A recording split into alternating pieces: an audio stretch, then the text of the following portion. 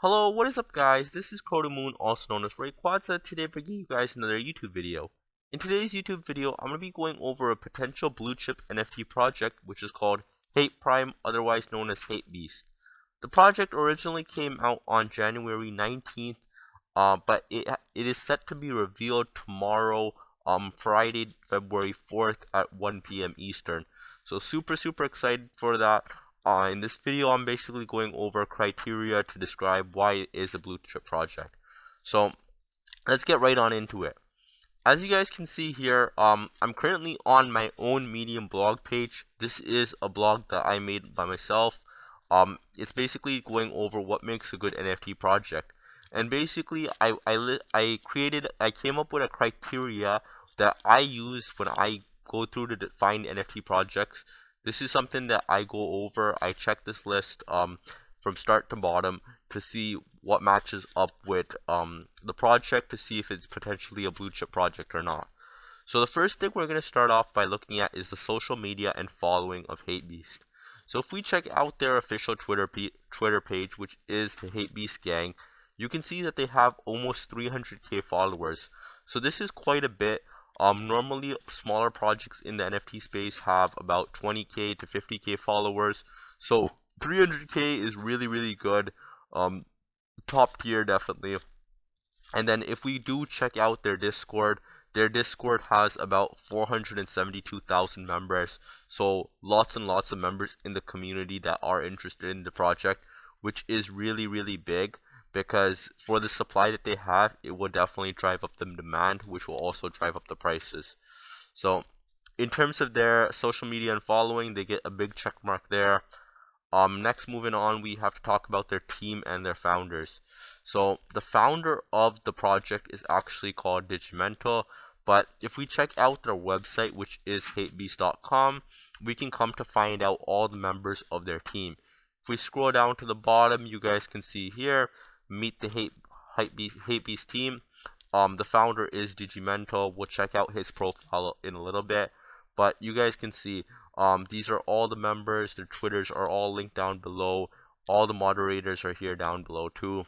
So you guys can check them out individually. But I'm just going to go over the founder, which is Digimental. He currently owns a BYC number 8183 and also number 2859. What's interesting about him is he is a creator for quite some time, based in London, England, and some of the work that he's released prior to this is really amazing. So if we just check out, he has their foundation app link down below. This is actually what it looks like. He has 4 pieces here. All 4 pieces are very amazing, unique artworks. As you guys can see, super detailed, very clean, crisp artwork. Color contrast is absolutely amazing. Right off the bat, this stands out to me. This one especially, I think it looks really cool. The way that he's incorporated this unique artwork, and on top of that, the color scheme is just like absolutely beautiful. So you guys know right off the bat, just from looking at this, you guys know that the artwork for Hapebeast is gonna be fire.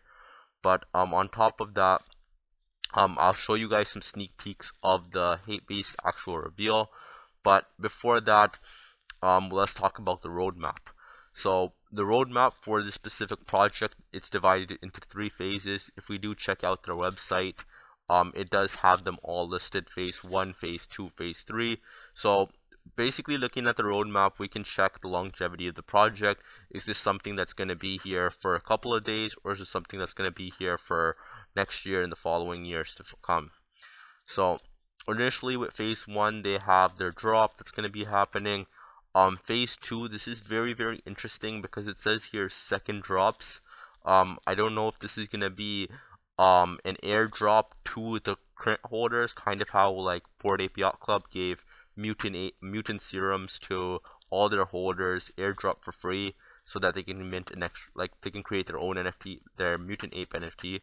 So that would be super cool to see. I wonder how would they do it, but I'm not sure what they're gonna do with this. We just have to wait and find out. But definitely something that could be incentivizing for holders long term.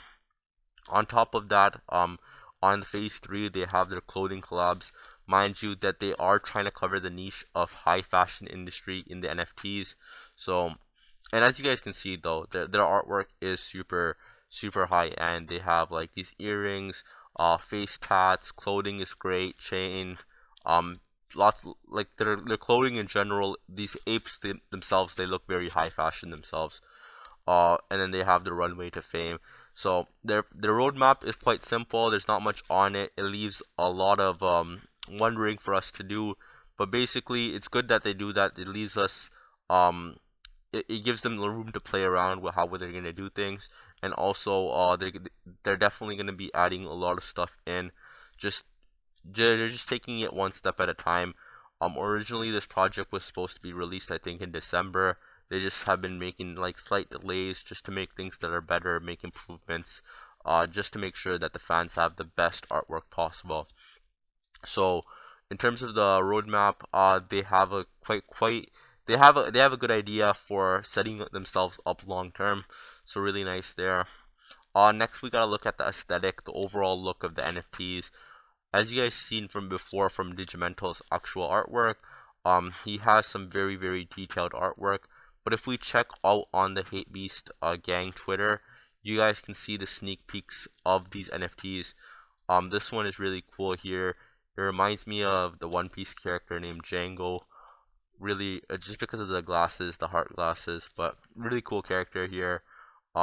Here we have a camel ape, really nice colors. Color scheme is absolutely amazing. They have this one, like this is what they're known for, I think. The fact that they have these face tats on them. I haven't seen this type of like tattoos on NFTs in previous projects. And mind you, um like unique things like this, like face tats, unique artwork is always appreciated in the space. Like for example, CryptoPunks was the first to release their type of image, right? And that's why they're so appreciated in the space. Same with Bored Ape Yacht Club, they were one of the first people to release these apes. And similarly here with Hapebeast, they were the first to really go in detailed with tattooing on top of their on the face of their NFTs. So it's really interesting to see that. I've never seen this before. Definitely something that is very appealing. But here they also have different themes that go on. This is the Lunar New Year theme, the year of the tiger. So we have tiger camel for the skin of the ape. And as you guys can see, the picture itself is very appealing. The color contrast is on point. They also have this is something that's really big, very overlooked, I think. The fact that they have female apes too. Most projects, they don't have they're not like female inclusive. They don't have a female version for them. It's strictly like for males. But the fact that this project itself has thought of that just goes to show that how much thought they put into their design. This one, as you guys can tell, is a female ape. It has like piercings going on, earrings going on. It has like a little ponytailed top hair. But really cool to see this happen. I think this is definitely gonna raise a lot of attention in the space as well. Moving on though, whitelist. In terms of the whitelist, this project itself had their complete minting on the whitelist. They had a total of 8,192 editions. All were allocated to whitelist positions. This is just to prevent people from botting and owning multiple. Very successful job on the whitelist and the minting. In terms of incentives and benefits, they haven't really said much about this, but as we've seen from the roadmap, there is the potential that we could be airdropped an NFT, and also with the clothing collabs, we never know, we might be able to get some merchandise from some high-end fashion stores. So really, it does set itself up for success. Lots of possibilities that could come with it. Moving on, volume traded. This is another big thing that we have to talk about, just because if we check out the OpenSea page, and right off the bat on the 7-day page, it is at the number 11 spot, and mind you, it has come out on January 19th, and at the time of recording this, it is February 4th. Just started, actually, the day just started. But number 11 spot on the 7-day chart. If we check the 24-day chart, it's number 12th with plus 35%, just because it's closer to reveal right now. So we're gonna see this number rise as of right now. And then if we look at the 30-day chart, it is currently number 6. So it came out on January 19th, February 5th right now, February 4th right now. 31,000 volume traded is absolutely insane, especially since it didn't even reveal yet. So if we actually go to the rankings where we can see the all-time projects by volume traded, we can see that Hapebeast is actually position number 36, which is very, very impressive considering the reveal hasn't happened yet. When the reveal does happen, we can see a bit of a spike up. Definitely, maybe even see this potentially at 60K by the end of next week. Super interesting to see how this plays out, but we're just gonna have to see how it goes basically. In terms of the minting price, I'm pretty sure it came out for about like 0.2, 0.25 ETH. Very, very cheap. The people who have minted it have made tremendous gains already. As you guys know, the floor price is 8.45 ETH, which is very, very expensive. On top of that, I don't think it's gonna go much lower. Maybe on the reveal, if you guys are lucky, you guys can maybe pick up a good, like a couple steals. But as you guys will see later on, there's very few listings of them in general, so it's going to be super interesting to see how the prices moving on from tomorrow after the reveal. Another big thing is unique ownership. This basically just shows how many different people own that specific NFT. So if the unique ownership is quite low, it means that a lot of people have multiple editions of them, which is it kind of lowers the total community engagement. But if there's more unique ownership, it shows that there's a more active community, there's more members in the community. Just great to have a bigger number for unique ownership. And in terms of this project itself, um, 8,192 NFTs pieces, and there's 6,000 owners. So it's very, very impressive unique ownership in terms of percentage. I think it's about like 73, 74%. So that's very, very impressive. Not many projects have unique ownership percentage as similar to this Hape Prime. I myself own 2 pieces. It's also very expensive. That's also another reason why the unique ownership is a lot higher. And also the fact that they had whitelist spots allocated to all the members, and they could only mint, I think, one at a time. So um, moving on from unique ownership, we have endorsements and sponsors. So as of right now, we don't know any collaborations that they have with any of the high fashion brands. But what is interesting about this is some celebrities actually picked up the Hape Prime, which is always a great sign. One of the biggest names that were to pick this up was actually Neymar. I think his profile name is NJ. Yeah, I think this is it, NJ. Yeah, this is Neymar's official OpenSea profile. As you guys can see here, he has a Hape Prime himself. He only bought, I think, three NFTs in total, 2 of them being a Bored Ape, and then 1 of them being a Hape. So that is very, very big. I remember the day that he bought it, the floor price shot up from like 7.5 ETH to 9 ETH. So that's pretty big in itself. Um, and just to prove to you guys this is Neymar's account, we can just go by his activity and we can search for a collectible. So we're gonna search for the Bored Ape, and as you guys can see here, he purchased one for 160 ETH and then another for 190 ETH. So this is actually Neymar's account, and he does own a Hape to this day. So that's very, very interesting. Definitely gonna be something that could drive up the price. Also, it could potentially make other celebrities and other athletes want to go and get a Hape themselves. So that's really nice addition that's happening too. Moving on, we have the amount released. As I mentioned before, 8,192. Pretty solid number. It's not too high. It's not too low. A lot of collections do come out for 10,000. So this kind of skips out like 1,900 extra NFTs that could be minted. But the amount released is kind of smaller than the average of 10,000. So that could potentially like after the reveal, if sorry, uh, after the reveal, if people do really like the artwork, and it's definitely gonna drive up the price just because of the fact that there is fewer of these NFT pieces that are being released. So less supply always means more demand. Less supply generates to more demand, just because of the fact that there's not that many people that can get it.